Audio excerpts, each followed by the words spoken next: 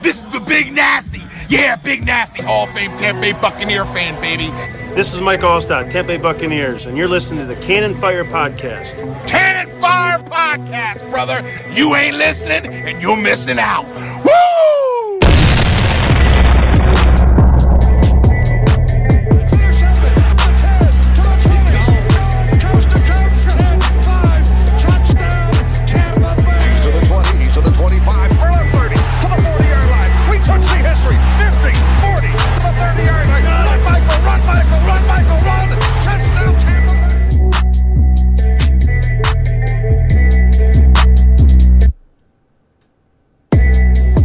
Welcome, Bucs fans, to a brand new edition of the Cannon Fire Podcast. Back at you today for episode number 118. And we're going to catch you up on the latest news from a fairly uneventful offseason altogether. I mean, obviously, we came out kicking with Tom Brady and Rob Gronkowski back-to-back. Had plenty to talk about, but with everything going on in the world right now, things have been slowing down. So we've been scraping up some news from the bottom of the barrel, a lot of the rumor talk that you've heard these past couple of weeks, and much more we're going to get to the bottom of here today on the show. So welcome back. I am your host, as always, Rhett Matthew, joined alongside me, my good co-host, the Philly Bucs fan himself, Mr. Evan Wanish. Evan, how are you doing today, my man? I'm doing pretty good. Like you said, just trying to find ways to bring you guys content here.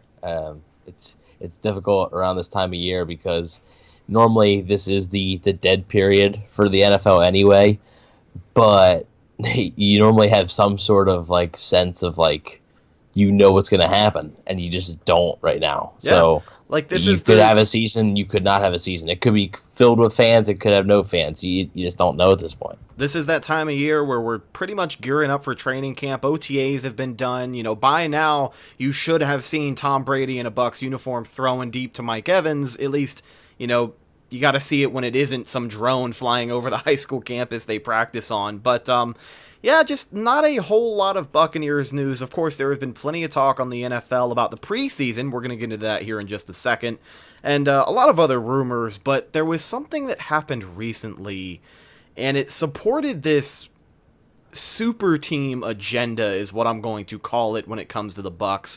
There was a rumor that came out from JT the Brick, a radio host. He tweeted that he's been hearing business could be booming in Tampa Bay. And if you know anything about the league and any catchphrases, you know that business booming is immediately attached to Antonio Brown, a guy who, safe to say, has had his fair share of trouble, right? Past 6 months haven't been super kind to him. Past year. Yeah. So, you know, he hasn't played any football since he last played with Tom Brady when he played one game with the Patriots. So these rumors start to swirl. It's that time of year. People love the rumors, especially now where you don't have that much to talk about. People are going to latch on to something like this. So with one guy coming out hearing that he says something else, here comes another guy. And that other guy is Mike Lombardi, a guy that we have, I hate to say discredited here on the show before, but we'll do it again today because he's usually wrong. Mike Lombardi came out and said he's hearing the same rumor. And, you know, AB to Tampa Bay was really booming, pun intended. And within a matter of 2 hours, I think that was all squashed. And I think we just wanted to kind of come on here and sweep up what was left of it, because there's a lot of people still fantasizing the idea of Antonio Brown in a Buccaneers uniform. What are your thoughts on all this stuff, Evan? Yeah, it's just not.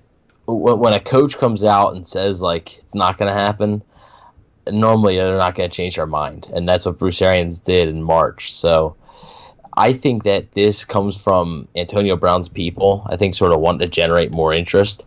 But I also think, I legit think that Tom Brady wanted Antonio Brown. I think Tom Brady suggested Antonio Brown to Bruce Arians and Jason Light, and they probably sat down and they probably, you know, spent a few days like seriously discussing it, and like the pros and cons. And I'm sure they made a list of both.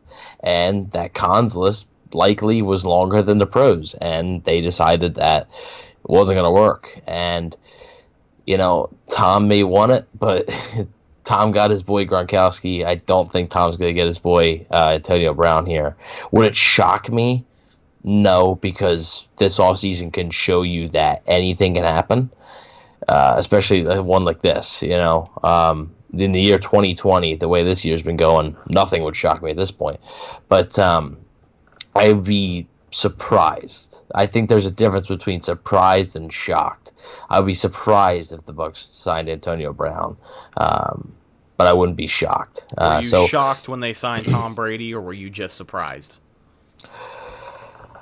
So the thing, when they officially signed Tom Brady, I was like, okay, like this is normal.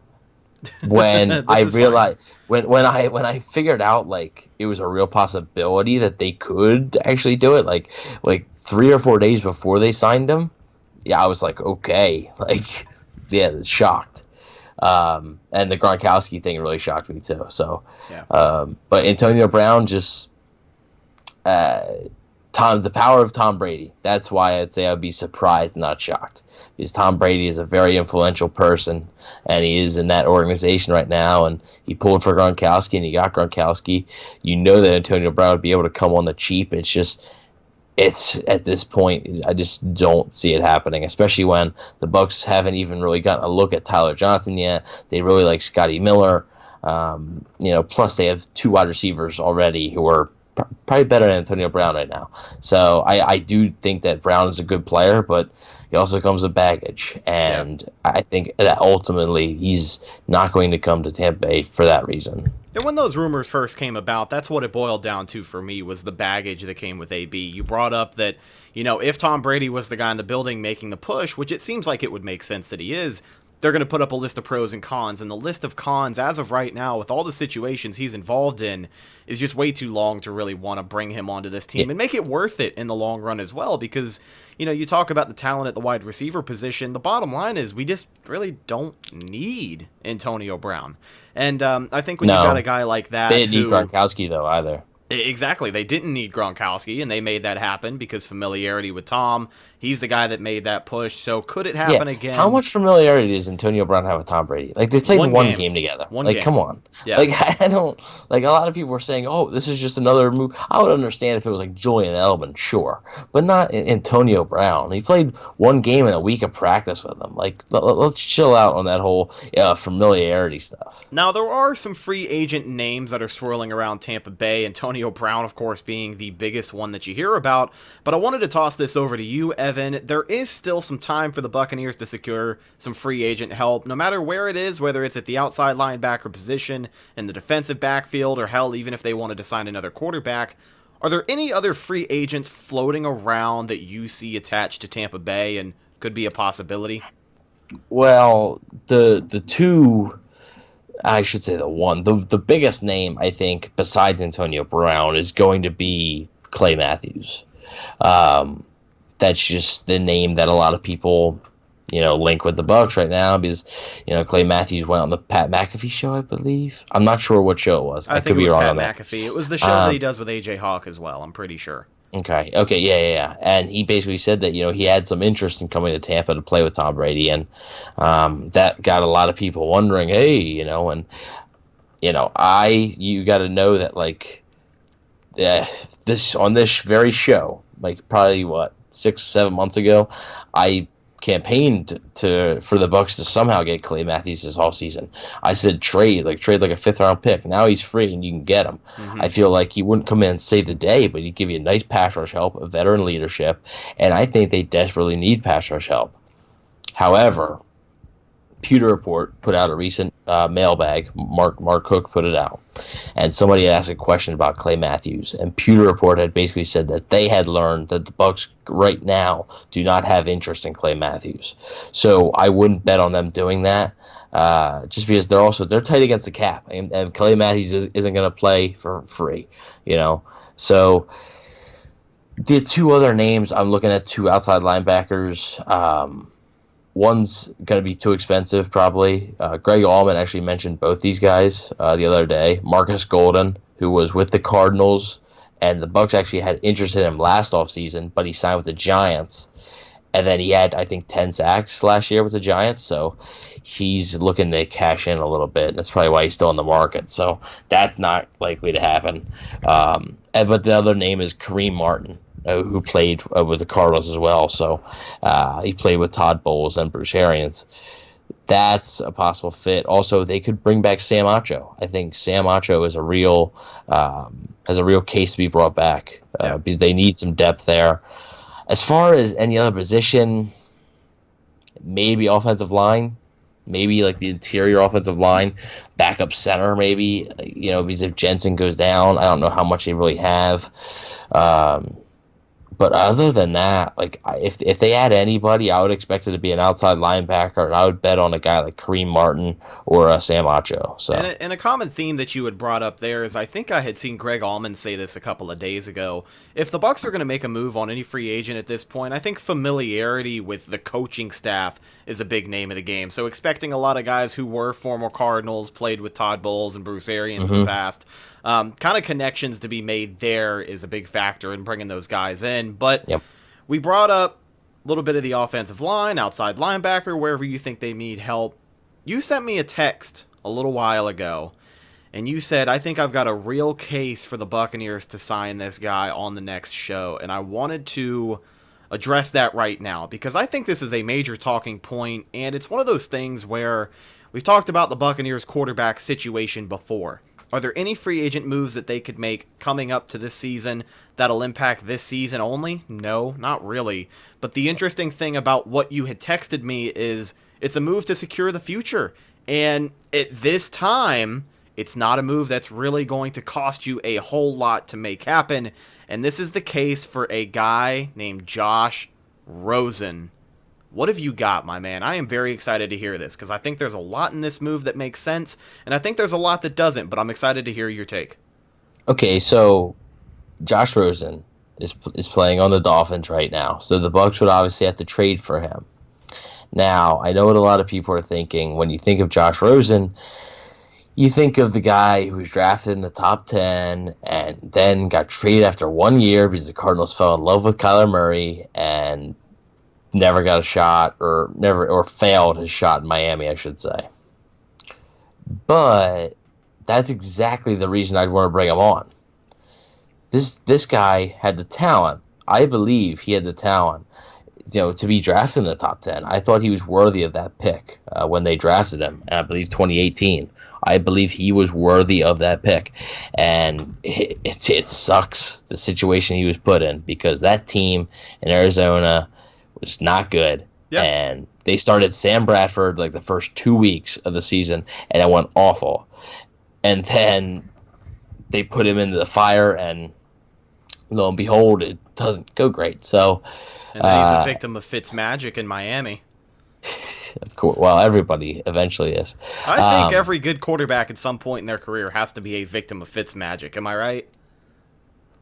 Oh yeah. You trying to say James Winston's a good quarterback, or what? No comment. I plead the fifth. Anyways, so Josh Rosen was in Arizona, and this team was such a dumpster fire that they fired a coach that they had hired 1 year. They gave him 1 year, Steve Wilkes. They gave him 1 year, and that's how bad Arizona was that year. So, he got a tough break there. He was already in place, and it just so happened that the Cardinals hired this Cliff Kingsbury guy, and he loved Kyler Murray. So the Cardinals traded him to the Dolphins for a second-round pick. So the Dolphins said, hey, you might not take a chance. They already have Ryan Fitzpatrick there, but they figured, hey, we'll see what they got, because they knew that he had possibly some talent. So, he gets to Miami, and let's be honest, that team wasn't trying to win. Like, that team was not trying to win football games. The front office, obviously the players were trying, but the front office wasn't building that team to win football games this year. I think their mind had been made up for a very long time. Regardless of what people want to say about the second half of that season, Brian Flores pulled together. They knew what they were doing. Yeah, exactly. And, the offensive line of Miami, not good. The weapons, okay. Like Devontae Parker ended up turning in a really good season. Mike Gesicki, a tight end, ended up having a solid season. But, other than that, Jakeem Grant, I believe he got injured a little bit. Albert Wilson, I don't even know if he was still on the Dolphins, to be honest with you. And, excuse me, no Rona here, folks. Just check. I had to throw it in there. he just got another bad break. I mean, it's crazy to think that the two teams that this guy has been on are two of the worst teams in the NFL in the 2 years he was on them. So he starts a few games, and they don't go well. Like they don't go well at all. And a lot of people are saying, when I said that the Bucs should trade for Josh Rosen, a lot of people said, well, he had his shot and he blew it. Did he, though? Because if they really gave him a shot, you'd play him for most of the season and see what you actually have. So what I would suggest, if I'm the Bucs, if they take it, they take it. If they don't, they don't. Offer a fifth-round pick. A fifth-round pick. He's still in his rookie contract. You have a fifth-year option, potentially, that you could pick up as well. So he's got 2 more years and then the fifth-year option. Pair him with the Bucs coaches, who are some of the best coaches in the league, and with the Bucs weapons, who are the best weapons in the league. Have him sit behind Tom Brady for 2 years. You might have something on your hands here. Now the issue. You're sitting in behind Tom Brady for 2 years. So that would mean that when he's ready to start, that would be his fifth-year option. Yeah. So basically, that's a risk, you know, because that's just a trial and error. If you do good, you'll stay. If you don't, you're gone. And then what do you do after that? You know. So I'm not saying they're going to. I don't honestly. I don't think they're going to. But this dude, I believe, still has talent. And he's just been a guy that's had bad breaks on bad teams with bad offensive lines, not good weapons, and just bad situations. So why not try to put him in one of the best situations he's ever been in, with the best coaches, the best receivers, and the greatest quarterback of all time, sitting there, and he's learning from him in the film room and stuff. That could be very valuable. And I feel like a guy like Josh Rosen, he didn't get picked in the top 10 for nothing. Okay, his stats at UCLA, they speak for themselves, and I think that it would be worth a shot. Obviously, I wouldn't trade a second, third-round pick for the guy, but a fifth, I mean, there's only so many fifth-rounders that work out. So, yeah, I'd be willing to take a shot at a fifth-round pick. Also, I think he's better than Blaine Gabbert, and he's better than Ryan Griffin. So what does it do? It gives you a better backup quarterback. Yeah. What if Tom Brady gets COVID-19? Oh, stop it. Don't even bring that up, dude. But it's a possibility. Jesus Christ. It's a possibility. It is, so, God. But you got to speak the truth on this show. No, you definitely do, and we've been trying our best to do that since day one. Actually, really quickly, I just wanted to throw in there to piggyback what you had just said. Bruce Arians had a quote that he put out with the Tampa Bay Times that said, well, these players are going to get sick. It's just a matter of how sick they're going to get. So a very real possibility that you brought up that not a lot of people might like. I know for a fact I don't like it, but definitely something you have to consider. Yeah, I mean, if he gets it, he's going to be out at least a week, maybe even more. So, I mean, who do you trust more, Ryan Griffin, Blaine Gabbert, or Josh Rosen? I'd pick Rosen. Yeah. I just would. Like I said, at the end of the day, I don't believe they're going to do it. Like, I just don't think that's something that they have in the plans.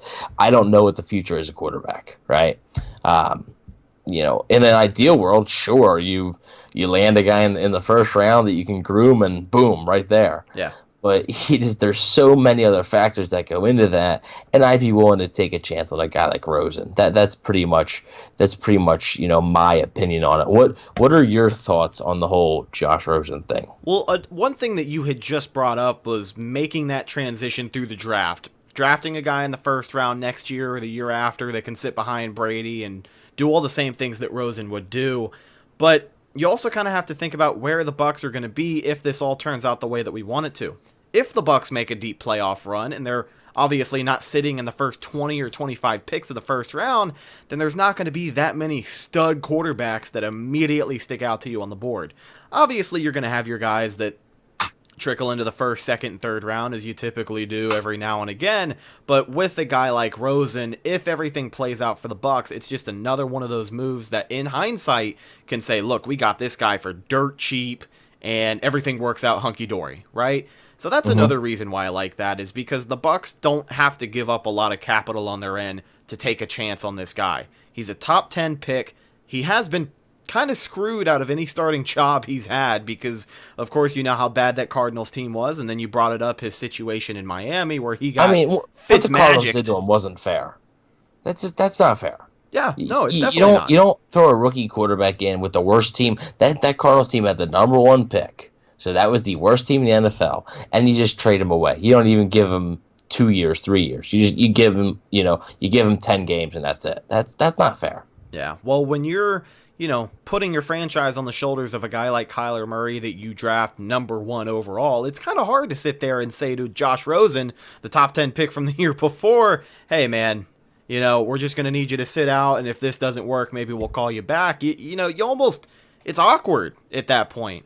So I think for Rosen, a change of scenery was definitely needed. It just sucks that Miami was the landing spot for him, but I think he's a guy that does have some potential, and I think my favorite part of all of it is, like I brought up, the lack of resources the Bucs would have to give up to get a guy like him. Because if you're going to take a chance on anybody, why not do it with a guy who, I hate to say has familiarity with a league, because he's played a total of 30 minutes in an NFL game, but he's definitely a little bit more familiar than any rookie that you would have coming in. And I don't want to say there's more leeway to have him be a bust, but I think there's a lot more you can do if you have a solid quarterback and then you have a first-round pick that you can spend on whatever the hell else you want to hopefully help out that quarterback if Rosen is the move. But again, this is all hypothetical. It's just really, really good for the conversation. So if you guys have your opinions on maybe a quarterback the Buccaneers should keep their eye on, someone coming up in the draft that you have got your eyes on way too early, or even just your general thoughts. I got some of those. Yeah, even just your general thoughts about the case for Josh Rosen, make sure you let us know, specifically on YouTube if you're checking us out with video. Comment down in the comments down below. And of course, you can always reach the show and let us know your opinion as well. cannonfirepodcast@gmail.com. You can send us an email. We'll read those and respond on the show. And of course, the CHEF hotline is always open. 813-433-0323. Yes, I almost forgot the phone number. It's been so long since we've been sitting here doing the show. But just to reconfirm to myself, 813-433-0323 is that number. Call us, leave us a voicemail, cuss us out, yell at us, do whatever you got to do. But we want to hear from you, and we appreciate you for checking out the show. But Josh Rosen, man, potential Buccaneers quarterback. Hey, I'm not, like I said, is it going to happen? Probably not, just because it's a weird offseason. I think that's partially a factor. I don't think you're going to see as many transactions, trade and stuff like that, but it's just something to think about. How many other quarterbacks, backup quarterbacks or quarterbacks that are on a roster that aren't starters, that teams might actually want to trade away, have potential? Right. It's Josh Rosen. There's no other. Josh Rosen's 23 years old. It's not like he's 25, 26. You're okay, he hasn't done anything. He still has a lot of room to grow, and I think it's worth a shot. Obviously, like I said, in my ideal world, the Buccaneers probably take a quarterback in the first round. Jamie Newman is a guy I really like. Could be transferring to Georgia, playing in Todd Monken's offense. I like it. If guys, if you want to go on YouTube when you're done this video, if you want to go on YouTube and look up Jamie Newman, take a look at him a little bit. I think you'll be impressed. But is there a guarantee? Like you said, there's no. If the Bucs are sitting at 29, there's no guarantee Newman's there. There's no guarantee any quarterback's there. So what? Are you just gonna not pick one? Okay, that's fine. You don't pick one this year. Then next year, Brady's in his final year. Let's say you're good again, but you're not as good. Let's say you're sitting at 25, and there's no quarterback there. What are you going to do? And Brady says he retired. He's not coming back. What are you going to do? Blaine Gabbert's definitely not going to be the future of this team. And I think Ryan Griffin's not either. Yeah, I don't think Ryan Griffin's going to be at that point either. So, again, you kind of leave yourself in a crappy situation. Ryan Griffin's going to be 31 at that time. So let me ask you an honest question when it comes to the Buccaneers in the quarterback position. Let's say, these next 2 seasons work out exactly the way that we want them to. I know exactly the way we want is a Super Bowl, best case scenario, but deep playoff run. Let's just see playoffs. Late in the draft pecking order.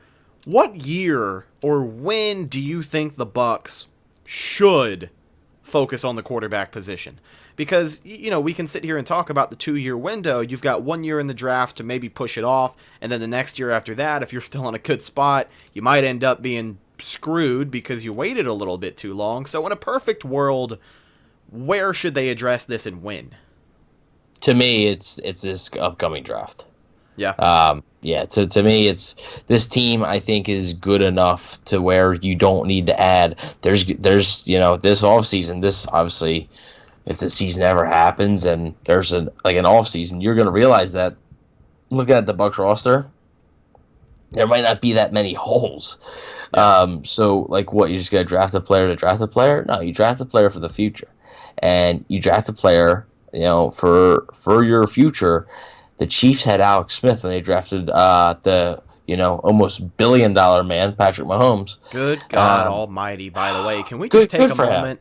Good for him. Can we just take a moment and appreciate the largest contract in sports history? What were the final numbers? I know it was something like 10 years, $503 million. $503 million, I believe. $477 million guaranteed. Jesus Christ! This man chose football over can baseball, he give me, and still ended up getting just paid baseball money.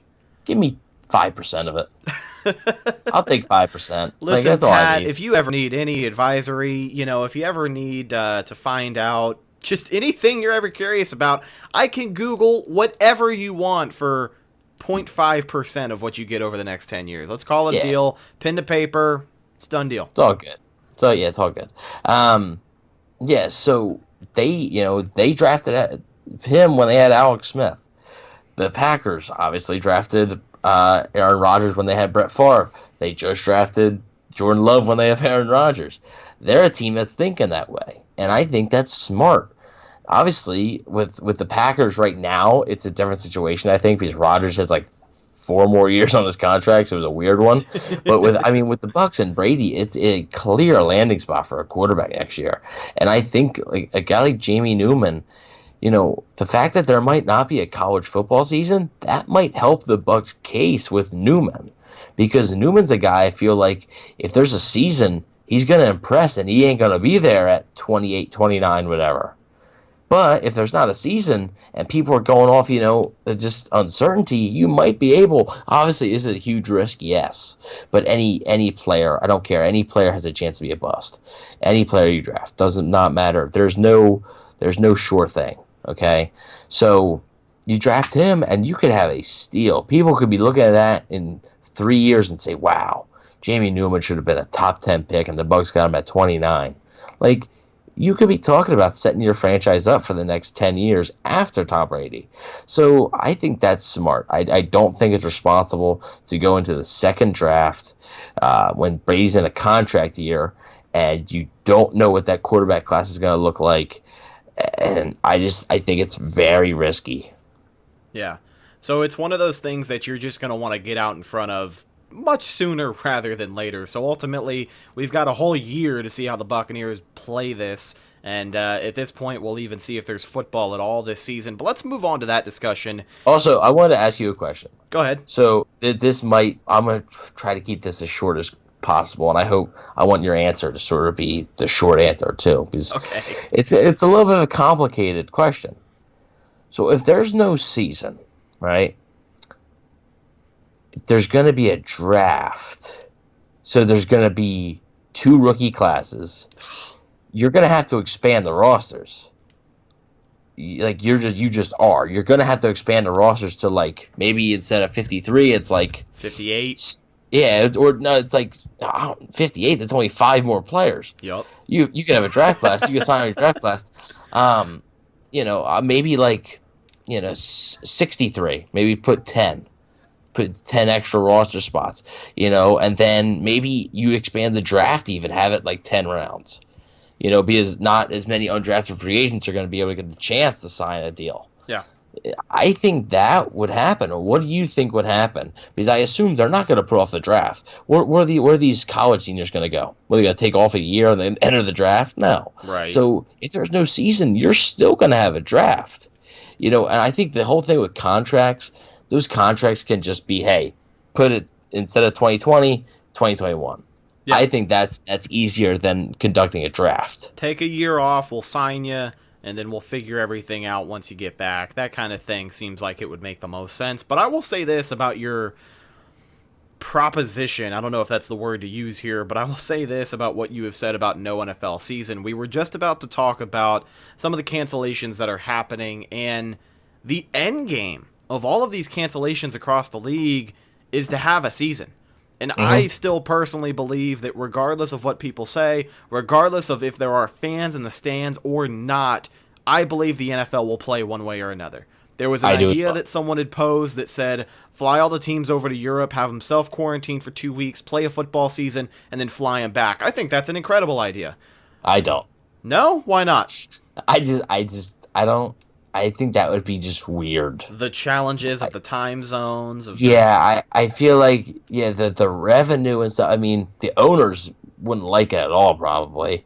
The TV ratings would be down. I don't like that. Yeah, I know the time zones would be a little bit weird, and it would suck to, get to the point where if you want to watch football on Sunday, you have to watch it on a tape delay. That would really suck. But, I mean, just stuff that's floating around here. I still believe that the NFL 100% expects to have a season, and I hope that most of the players feel the same as well.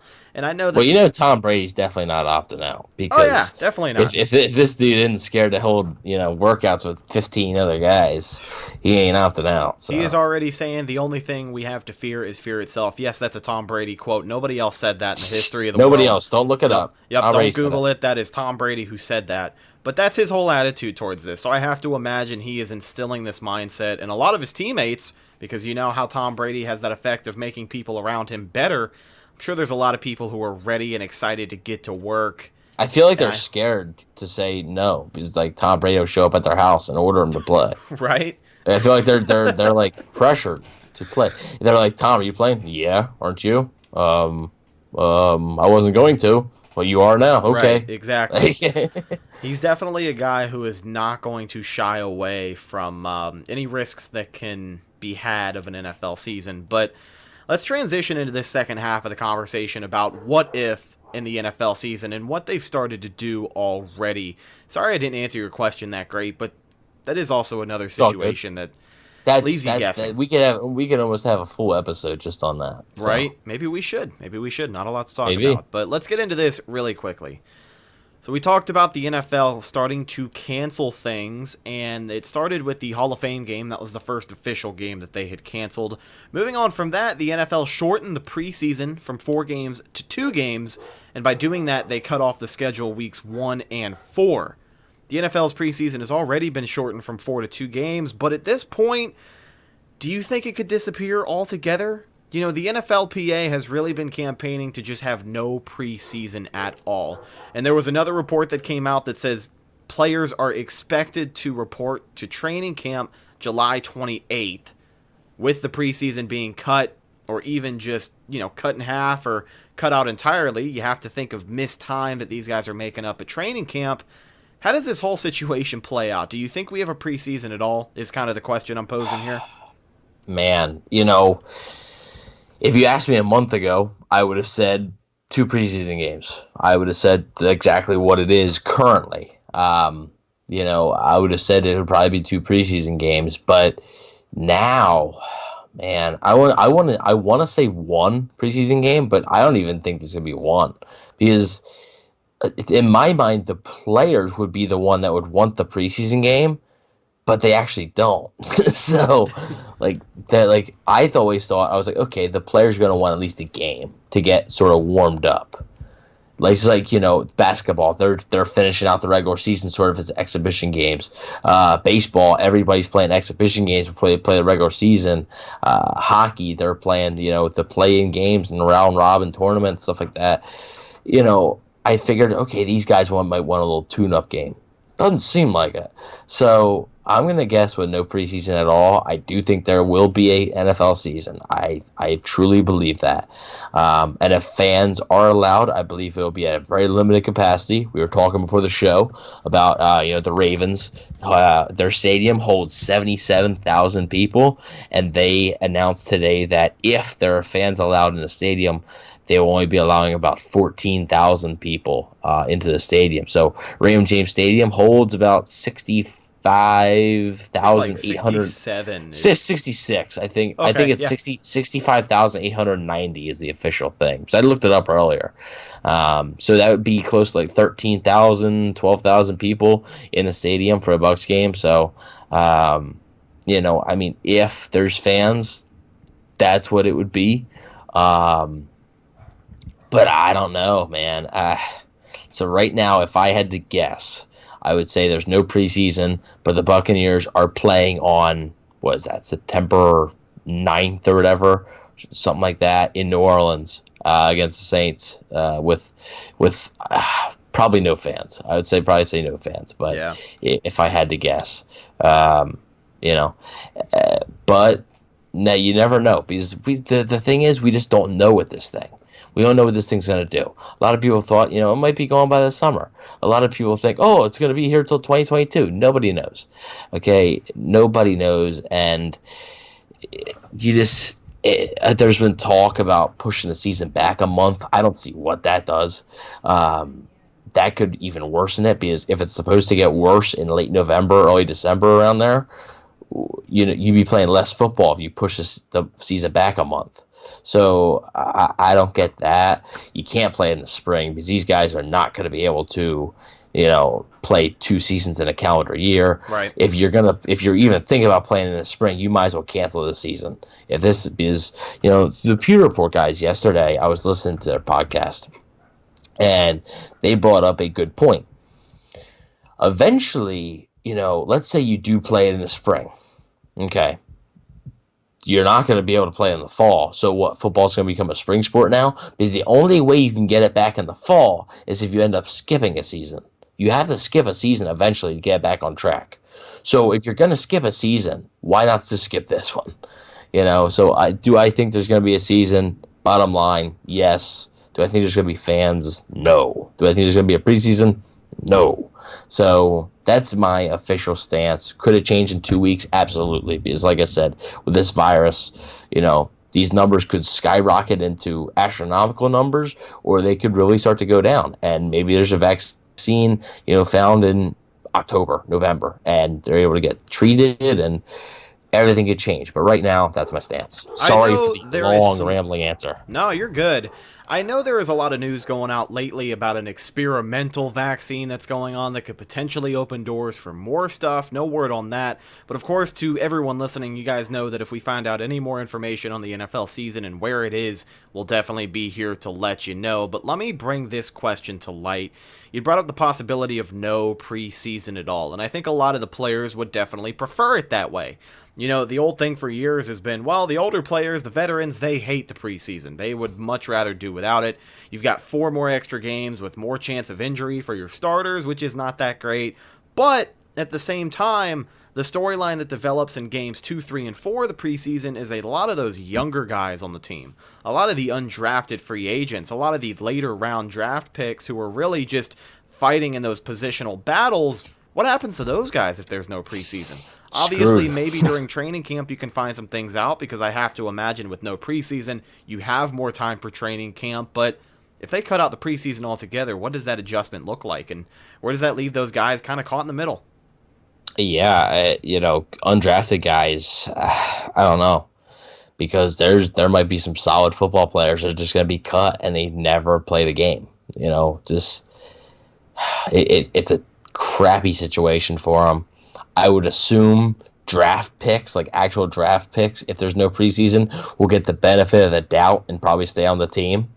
So like guys like Khalil Davis, Raymond Calais, Chappelle Russell, guys like that, I believe those guys would probably stay on the team just because they get the benefit of the doubt. But man, I don't know. It would suck to be an undrafted free agent this year. And like I said, there's going to be some good football players that are let go.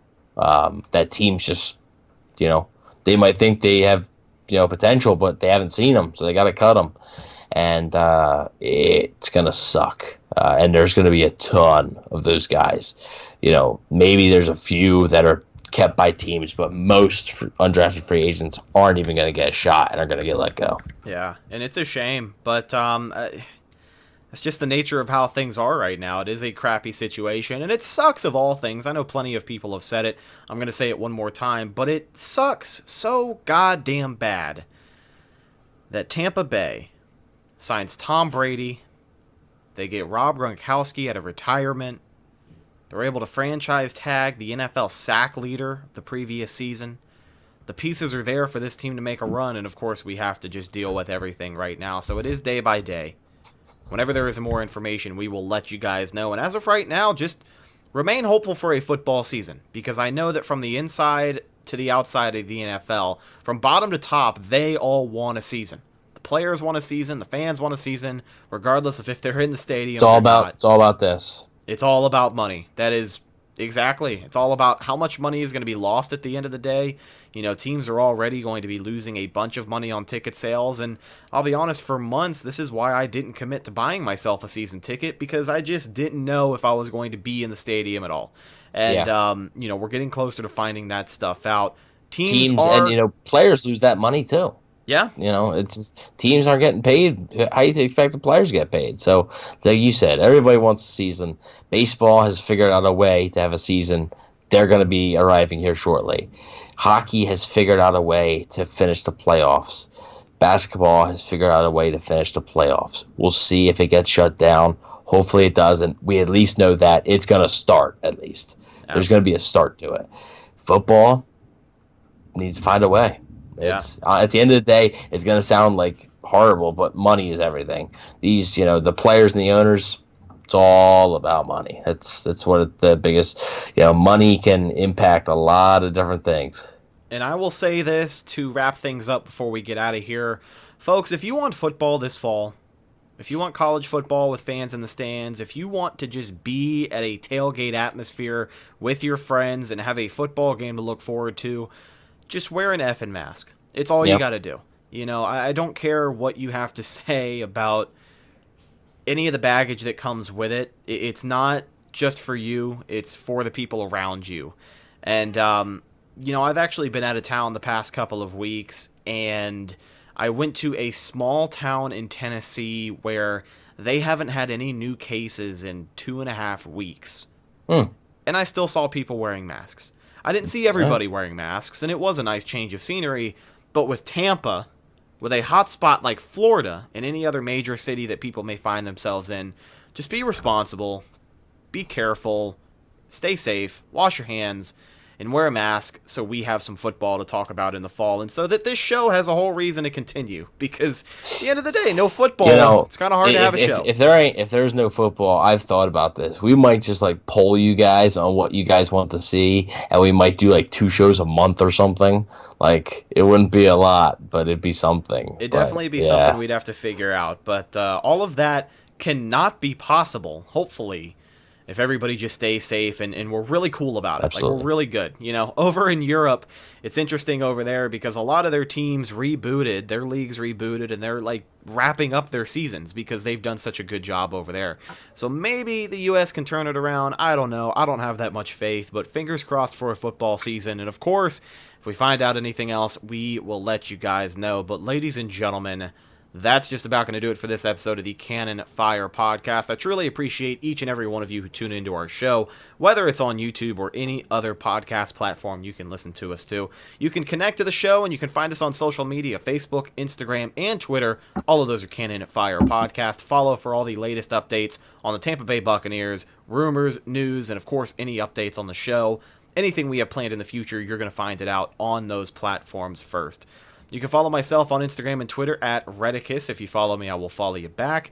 And you can follow my co-host Evan Wanish on Instagram at BucsWave and on Twitter at EvanNFL. How's Twitter been treating you lately? Twitter lately has been, I think it all depends on the time of day you go on and what's happening, because sometimes there are some happy times, you're like, oh, this is good. And then other times you go on, you're like, okay, all of this is either, you know, stuff about the virus or stuff about the president or stuff about, you know, just all this stuff, and it's all, you know, just so crazy, and you just want to take a break from it all, you know? Yeah. Like, it's nuts, but I still love Twitter. So It's a roll of the dice, but damn, is it entertaining. definitely is. Make sure you guys go get at us on Twitter, and we can get into some trouble over there. One last shout out before we go. I need to recognize our sponsor, Pinecrest Printing and Signs. RJ and his experienced staff are based out of Brandon, Florida, and they have been helping out the Tampa Bay business community since 2001. For almost 20 years, he has been putting together the best in advertising for any business. If you've got a small business, if you are looking to start up your own company, representation is everything. And Pinecrest Printing is going to make sure they get that done in the best way possible. They handle sizes, projects from small to large. You can do stickers, you can do apparel, you can do signs.